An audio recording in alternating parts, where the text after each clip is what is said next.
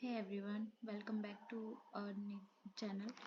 आज हम पाठ योजना क्रमांक 1 के बारे में पढ़ने जा रहे हैं। यहाँ पे सबसे पहले आपको जनरल एंट्रीज करनी होती है, जैसे कि छात्र अध्यापिका का नाम, कक्षा, विषय, प्रकरण। और प्रकरण के साथ जैसे आपने टॉपिक लिया है, जैसे मैंने यहाँ पे टॉपिक लिया है शरीर द्रव्य और परिसंचरण, तो इसका प्रकरण भी होता है, जैसे कि उसके एक पर्टिकुलर टॉपिक उठाना, जैसे कि मैंने यहाँ पे उठाया है रुधिर यानी कि ब्लड। फिर विद्यालय का नाम, आपको एक साइड कोने में ये वाली जनरल एंट्रीज करनी होती है, जिसमें क्या आएगा, दिनांक, दिन, समय और समय अवधि है ये, जो कि 30 से 40 मिनट की होनी चाहिए मैक्सिमम। चलिए सामान्य उद्देश्य से पढ़ते हैं। विद्यार्थियों में चिंतन एवं तर्क शक्ति का विकास करना सबसे पहले आ जाएगा। विद्यार्थियों को दैनिक जीवन में जीव विज्ञान का उपयोग का ज्ञान देना, विद्यार्थियों में जीव विज्ञान के प्रति रुचि उत्पन्न करना, विद्यार्थियों में अवलोकन क्षमता विकसित करना, विद्यार्थियों में कौशलों का विकास करना। सबसे पहले अभी मैं आपको बता देना चाहती हूँ कि ये जो लेसन प्लान है हम लोग बनाते हैं, उसके बाद चेक करवाते हैं, मतलब हमारी टीचर से चेक करवाते हैं, और उसके बाद वो जो करेक्शन करवाती है उसको हम अपनी फाइनल फेयर कॉपी में बनाते हैं, और उसको भी हम चेक करवाते हैं, और फिर हम इसका प्रेजेंटेशन देते हैं। थर्ड है, यहाँ पे आ गया विशिष्ट उद्देश्य। अब इस पाठ को पढ़ाने के लिए हमारे स्पेसिफिक ऑब्जेक्टिव क्या है। पाठ पढ़ाने के पश्चात विद्यार्थी, यहाँ पे जनरल जो लैंग्वेज है मैंने यूज करी थी, तो हमारी टीचर ने क्या किया, उसको अपडेट। पाठ पढ़ाने के पश्चात विद्यार्थी क्या क्या करेंगे, अब यहाँ पे आ जाएंगे जितने भी हमने वो पढ़ेंगे थे ना, इस स्तर, जैसे कि नॉलेज, अंडरस्टैंडिंग, स्किल, उन पे बेस्ड होंगे स्पेसिफिक ऑब्जेक्टिव।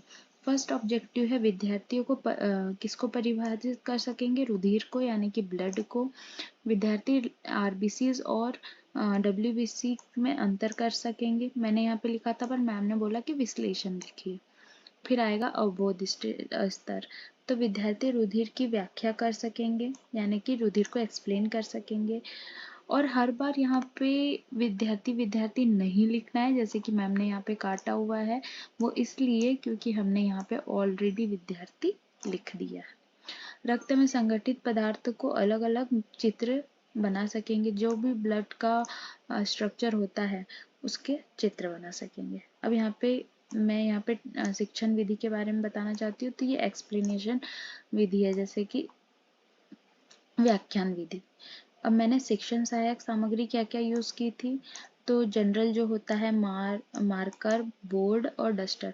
पर यहाँ पे हम लोगों को जो है स्पेसिफिक स्कूल से ही पहले से ही इंस्ट्रक्शन मिलता है कि आपको हर एक लेसन प्लान में चार्ट प्रेजेंट करना बहुत ज़रूरी है। चार्ट के बिना हम नहीं प्रेजेंट कर सकते थे, तो यहाँ पे चार्ट लिखना मैं भूल गई हूँ। पूर्व ज्ञान, विद्यार्थी रक्त के बारे में सामान्य जानकारी रखते हैं। अब मैंने यहाँ पे पूर्व ज्ञान बता दिया है, प्रीवियस नॉलेज। फिर आता है अभिप्रेरण यानी कि मोटिवेशन, तो बच्चों को पढ़ाने से पहले उनको पढ़ाने के लिए प्रिपेयर करने के लिए हम उनको मोटिवेशन देते हैं। तो यहाँ पे आएगा छात्र अध्यापिका का व्यवहार और छात्र का व्यवहार।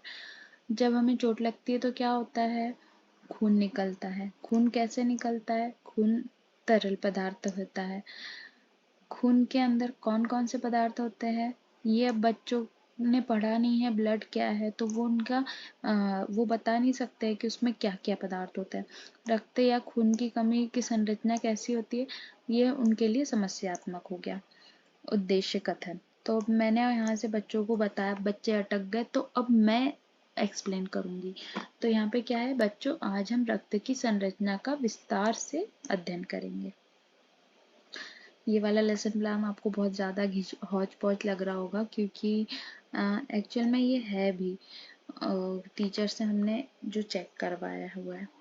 अब यहाँ पे मुझे 3 कॉलम बनाने हैं। सबसे पहला कॉलम है शिक्षण बिंदु, फिर आएगा छात्र अध्यापिका व्यवहार, और फिर आएगा विद्यार्थी का व्यवहार। तो सर्वप्रथम हम रुधिर का परिचय अध्ययन करेंगे। ये हमने इंट्रोडक्शन दे दिया। तो रुधिर क्या है?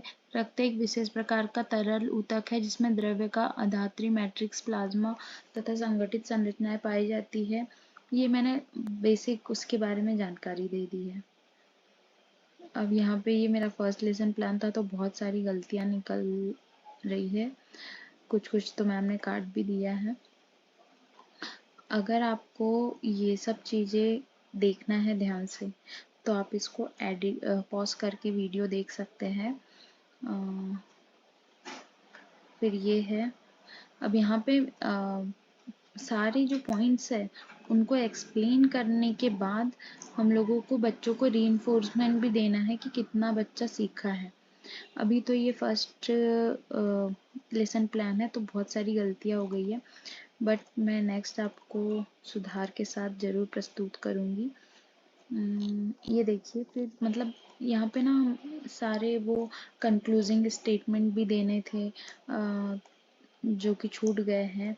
अब यहाँ पे फिर जो बोर्ड पर जो सम लिखना था वो आएगा। तो बोर्ड पे भी ये जनरल एंट्री जो है ये स्पेसिफिक तरीके से ही होती है कि इधर साइड दिनांक आपको लिखना ही होगा, इस साइड कक्षा। और यहाँ पे बोर्ड पे मेनली हमें ना कुछ ऐसे मतलब मेन पॉइंट लिखना रहता है, तो ये यहाँ पे मेन पॉइंट लिखे हुए हैं। अब यहाँ पे पुनरावृत्ति का समय आए कि बच्चों से आप पूछेंगे कि बच्चे क्या क्या सीखे हैं, मैंने जो एक्सप्लेन किया उनको समझ में आया कि नहीं।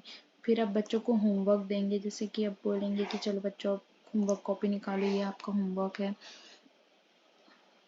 फिर आएगा बच्चों का कक्षा कार्य आएगा जो कि क्लास में ही देना होगा और क्लास में ही पूछेंगे, तुरंत पूछे और आंसर भी तुरंत बताए। लास्ट में आपको 3 एंट्री करनी होगी। सबसे पहले छात्र अध्यापिका के हस्ताक्षर, पर्यवेक्षक के हस्ताक्षर यानी कि जो चेक कर रहा है, हमारा जो टीचर है, सुपरवाइज़र है, और थर्ड है शिक्षक जिसने कि हमारा लेसन प्लान चेक किया। आज का वीडियो तो ये बहुत आपको मतलब हौच पौच है क्योंकि ये फर्स्ट मेरा लेसन प्लान था जो कि अनचेक था, मतलब मैं चेक करवाई थी, अपडेटेड नहीं है। अगर इस पे मेरे व्यूज़ आते हैं या फिर ये आप लोगों को पसंद आता है तो मैं आपको इसका फेयर वर्क वाला भी वीडियो ज़रूर दिखाऊंगी। Thank you for watching this video, और ऐसे ही लाइक करते जाइए, सपोर्ट करते जाइए, और मैं आपके लिए यूं ही लेसन प्लान लाते जाऊंगी। Thank you so much for watching this video. Love you all. Subscribe करके ज़रूर जाना।